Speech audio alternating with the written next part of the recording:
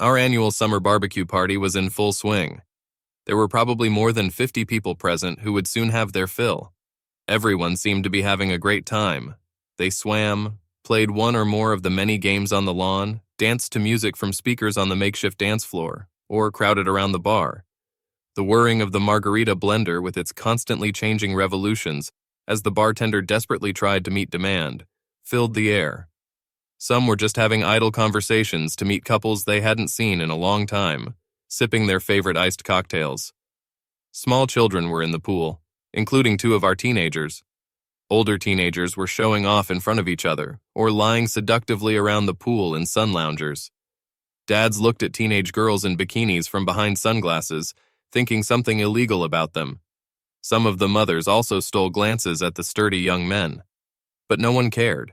To be honest, I think all the wives were eagerly wondering what kind of animals their husbands would turn out to be in bed this evening after they had been staring at young Nubian ladies all day. In truth, after so many years of marriage, they no longer cared what turned their husbands on with their daddy bodies, as long as something turned them on. I mean, they couldn't get much out of vibrators. Of course, all couples followed a look but don't touch policy when it came to business. Apparently, everyone except my wife. How did I know that my beloved wife was cheating on me? BCE started a few weeks ago when I suspected that something was wrong in my marriage. Little things aroused my suspicions, but after almost 17 years of living together, you can just feel when something is wrong. Of course, it was one really serious thing that finally alerted me. It was when I came home early one day, in the middle of the day, and saw the two of them making love on my bed. That's when I realized it. Audrey cheated on me. I mentioned the little things because pointing out that I didn't have a single sign makes me seem even more stupid than I really was. To my credit, after I saw the main thing, I realized that there were many small warning signs that I would pay attention to in the future. This is if I ever get married again. One of these signs was that a couple of months ago, Audrey began to treat me kinder. Our marriage reached the point of addiction when we started to tease each other a little bit. Hi. Not forgetting to point out minor flaws to each other. For example, I often left the toilet seat up, and every time I did, she felt it her duty to point it out to me, even if she had to wake me up or catch up with me when I was outside mowing the lawn. For my part, I thought it was important to point out to her that there were still pieces of stuck food on the pots for dishes that she supposedly washed in some places, even if I had to wake her up for this. 3. These were just cute little things that all married middle-aged people do for each other to show their love. Anyway, a couple of months ago, it was like someone flipped a switch and she didn't criticize me for anything anymore. I logically thought that I had suddenly become a better lover or husband, and that was what made her change. Looking back, I can say that it was quite strange. For example, after I woke her up from sleep one Sunday morning to gently point out another dirty, supposedly clean frying pan that I took from the dryer, she said, "I'm really sorry, Andrew. I can't believe I was so careless. I will try to do it better in the future." And she put her head back on the pillow and fell asleep. What I really should have noticed was that she started encouraging me to play golf with my friends all day on weekends, and on weekday evenings drinking with work buddies. Indeed, what kind of wife does that? In general, after that I couldn't be wrong. Audrey wanted to make love to me all the time. Hi, for example, 3 or 4 times a week instead of our usual Saturday 5-minute sessions of love nirvana. She also wanted to experiment with different things. Now she was the initiator and she seemed to like it. I remember thinking the first time we were doing this that it should have been tighter, but still it was something new, and I continued blithely. In general, it was like I became a master in bed or something like that. I suddenly became so much better in bed that she became very talkative. After more than 10 years of marriage and 2 children, you take what you can get, so I continued. I have many more examples that I could give, but you got the gist anyway. I'm sorry I've strayed from the subject a bit, so what did I do with this terrible picture? Hi, maybe I'm stupid, ignorant, and have 7 kilograms of excess weight, but I'm not a wimp. So I did what any self-respecting husband would do in similar circumstances. I sat down on the floor and cried. I'm kidding. Ha's not really there. I said something reasonable and sensible considering the state of shock I was in. Are you serious? His wife is your best friend. Are you crazy? Looking back, it would have been better if I had fallen to the floor and cried. At least I could get some sympathy points from Audrey. My comment, I think, only encouraged her. In fact, what kind of husband is this who, upon discovering some asshole, First of all, comments that she is doing this with her best friend's husband. Thank you, Captain Obvious. Seriously? Maybe I should have shouted, "I'm going to kill you bastards," and throw myself at them both with my stick. Or maybe some other manly shit. But again, in my defense, I was shocked by what I witnessed. Neither of them said a word, made no attempt to cover themselves. They both stared at me blankly for a few seconds. Perhaps it was also difficult for them to realize the absurdity of what I had just said. Finally, quite casually, they both slid off the bed and began to dress quietly. They were not in the least embarrassed by their nakedness. Audrey spoke first. "Jake, honey, I think it's time for you to go. Andrew and I need to talk a little bit. BCE, what this jerk said is..." "Okay." He finished dressing and walked past me without even asking how he was doing. He walked out of my house with a casual air as if he had no problems in the world. I wanted to say something menacing and clever in his ass, but considering my failure a few minutes ago, I wisely refused it. Audrey started talking to me patronizingly, like she was talking to a little kid. "I'm sorry that you saw this, darling. And it doesn't mean anything. He's just a little bit of fun for me. It doesn't affect my love for you at all. It will pass quickly. Blah, blah, blah." All this time, she was very casually putting on her clothes. I couldn't tell if she was taking her time to make sure I could see the pinkish-red bite marks on her chest, or if she didn't notice their existence. Audrey continued to talk to me slowly and soothingly as she began to remove the sheets from what used to be our bed. She began to put them in the laundry basket as if it were her usual laundry day. Come to think of it, this was her usual laundry day. Interesting. I could only stand with my mouth open and blink my eyes like a four-way traffic light indicator. When Audrey finished putting all the soiled bedding in the basket, she picked it up and walked past me to the laundry room. "Come with me, dear. This way we can continue discussing our little problem." And incredibly, I followed her as she instructed, like a little lost puppy. She started explaining to me all the logical reasons why a divorce would be bad for the whole family, but especially for me. Strangely, Audrey's behavior was not threatening or demanding. She calmly pointed out the practical consequences of divorce for family members. Prudence on my part, of course, will help in many ways to avoid trouble. I think that's what she meant. Audrey began systematically loading bedding into the washing machine. She added the necessary pills and liquids, then adjusted the settings and started the washing cycle. "Well, that's it." She turned to me and rubbed her hands vigorously back and forth as if wiping them clean. "It's better now. I'm so glad that we understand each other." And patting me lightly on the shoulder, she left. "Oops, it's time for me to pick up the kids," was her parting remark. I stood there like a statue for the better part of 10 minutes, maybe an hour. I have no idea. I've been told that when a person is in a state of shock, they do what they know. He becomes like a robot vacuum cleaner with a preset program and performs his duties. And that's exactly what I've been doing for the next few weeks. Oh, I told myself I wasn't going to put up with her shit. I stayed up at night thinking up all sorts of ways to kill her and her lover without going to jail. I began to develop clever surveillance plans to gather more evidence of her infidelity. Then I asked myself, what other evidence do I need? And I focused my efforts on making detailed and complex plans to take the money and disappear into a tropical paradise surrounded by half-naked natives who indulge my every need and fantasy. But what I actually did was this. Nothing. Well, almost nothing. I've made sure that I never come home from work early again. When it was time to go to work, I was leaving. When it was time for dinner, I ate it. Every Saturday morning, as always, I mowed the lawn. When it was time to sleep, I went to bed. Yes, to my bed next to my wife. Of course, I swore never to make love to that traitor again. This promise, made to himself, lasted all 3 nights. And now the strangest part begins.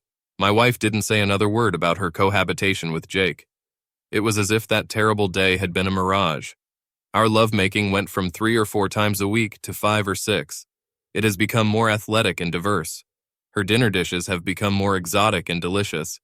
She was more submissive to me than at any other time in our marriage. Audrey has always been a good mom, but now she has turned into a super mom. She became a real Stepford wife. Oh, I'm sure she was still making love to Big Jake, as I repeatedly heard her call him on that fateful day. It's just that I've never seen any evidence or even hints that this is the case.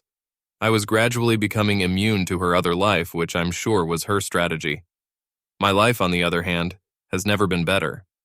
I must admit that I almost completely put her infidelity out of my mind, so to speak, happily stuck my head in the sand, at least until the children turn 18. And then she went and destroyed my dilapidated house of cards and my made-up fantasy world. She invited her lover to our annual barbecue. My annual barbecue. So that brings us to today. I still couldn't believe that my wife had the audacity to invite her lover, his wife, and children to our annual summer barbecue. But I finally have a real plan. It took money and time to compile it, but I was ready for D-Day. I tried to stay inside and stay close to the front door because it was all going to end today. I could tell Audrey was nervous too. She must have suspected that I was up to something because she continued to watch me. I'm sure she was worried and her lover was 30 minutes late. Finally, the doorbell rang. I walked quickly to the door, ahead of Audrey for a moment, and opened it.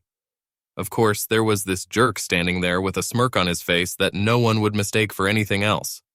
Before I could say a word, their 2 children, Jess and Jessica, already in swimming trunks, rushed past us. They told their parents they were going to join our kids, Katie and Caleb, at the pool. They waved to my wife and me, said hello, and left. While I was standing there staring at Jake's sanctimonious grin, Audrey and Addie kissed on both cheeks. Audrey, thank you so much for inviting us again. We just love your parties. I briefly wondered why this jerk needed to use my wife in bed when he was married to this cold-blooded vixen. After a couple of drinks, my wife was a hair's breadth away from a 7 on a 10-point scale, but Addie was as close to a 10 as any mother who has given birth twice can be. I hugged her tightly. I probably held her too close and for too long, because she gave me a puzzled and wary look when I finally let her go. The asshole silently held out his hand. He could barely contain his glee at how he was embarrassing and humiliating me. We were still standing in the hallway when I reached into my pants pocket and took out a flash drive and a roll of quarters. I handed Addie the flash drive and then rolled the quarters into my palm. Thanks, Andrew, but what is it? She looked at the flash drive curiously. This is the explanation of why I'm going to do this. I clenched my jaw tightly because I knew it would hurt. I leaned back and, gathering all my strength, hit Jake with my $10 fist right in his condescending nose. I had to do it because Jake was younger, stronger, taller, fitter, and outnumbered me by 13 kilograms. Aren't wife lovers always like that? What would be the point if they weren't like that? Why would a woman choose a lover who would be as old, soft, and pathetic as her husband? Anyway, I wanted to make sure he would fall. And he fell. Jake's nose exploded. Snot and cartilage sprayed in all directions, and quarters. Quarters flew in all directions. They scattered and bounced off the tiled floor, creating a hellish roar. The arm didn't explode, but it seemed to me that it did. A burning pain shot up to my shoulder, but I had never felt so good in my life. The humiliation of the last few weeks disappeared in an instant. I could feel the adrenaline rushing through my veins. I probably felt that survivor's buzz that the soldiers talked about after the battle because they were lucky enough to survive it. I have no doubt that in a fair fight, Jake would probably have killed me. But he didn't deserve a fair fight. He deserved what he got and more. Let's hope that, and even more, is that his wife will divorce his lying ass. She and her children deserve better. Come to think of it, so do I and my children. Time seemed to flow in slow motion. Addie screamed in disappointment, but she froze in place with beautiful dark brown eyes as big as saucers.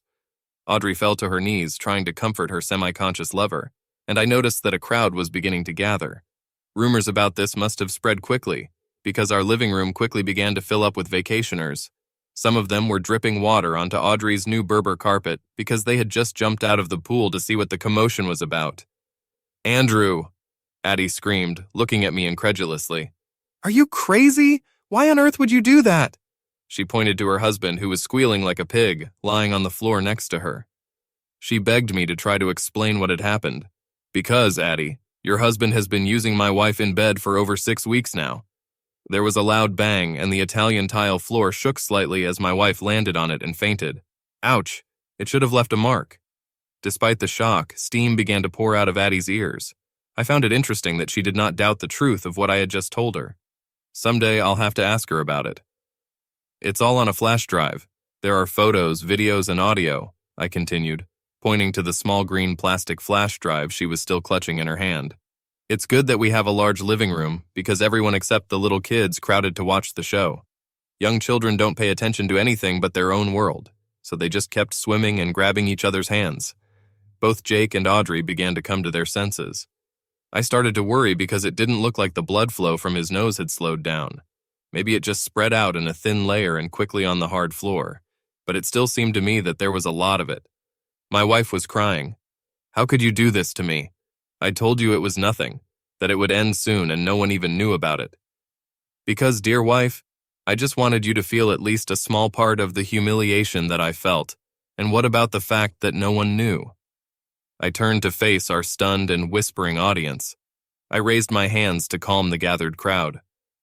"I really apologize for the commotion, guys."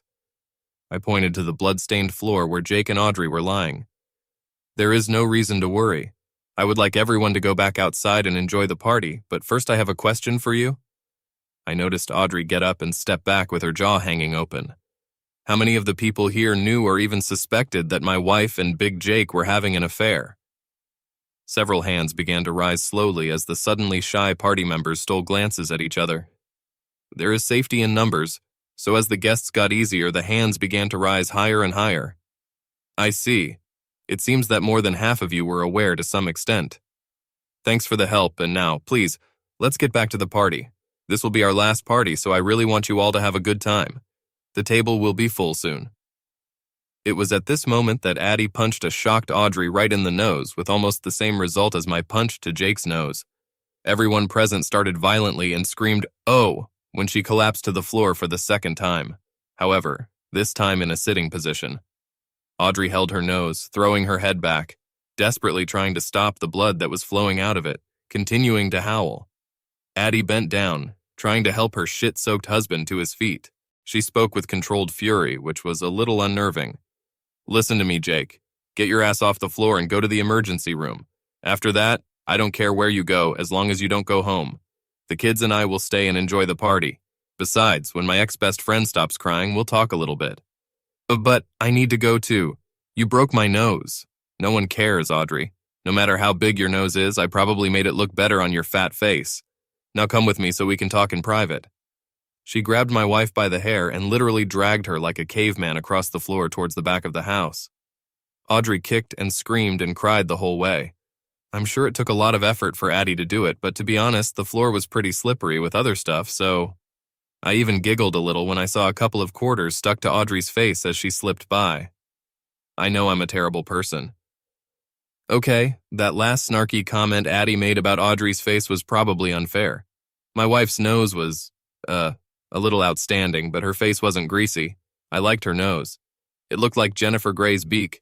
I've always been partial to Baby, but I was sure that after the blow she received, Audrey's nose would also change forever. It's a pity. It's so sad. That's her problem. Besides, judging by Addie's expression, Audrey could get hurt even more before this evening is over. I've always liked Addie, but now my admiration for her was off the charts. Unlike me, when she was faced with a shocking situation, she went about her business like a boss. Her quick, decisive actions and statements seemed to impress everyone. So the crowd began to disperse to the backyard to taste hamburgers and hot dogs. I even heard old Mrs. Johnson say to her husband as she took him outside, "I told you it was going to be a great party, Jack. Let's go find us a margarita." I was torn. To be honest, I was a little worried about Audrey's safety in Addie's clutches, but someone had to grill. People are hungry. I chose the grill as my priority. I kept sneaking glances in the direction of the house, but since there were no sounds of breaking furniture, dishes, or screams of pain from inside, I continued to perform the duties of the grill master. I've already done my kids' DNA, so who cares? However, most of their wives came up to me at some point and expressed sympathy for my problems. They asked if there was anything they could do to help, and all that stuff that moms do. I think it's on their genetic level. 2 of them made sure that I had their cell phone numbers just in case. At one point, Addie, with Jess and Jessica in tow, purposefully approached me. To be honest, I was a little scared. I mean, after the forehand she used to kill Audrey, and the fact that even though I was just a messenger, I seriously messed up her world.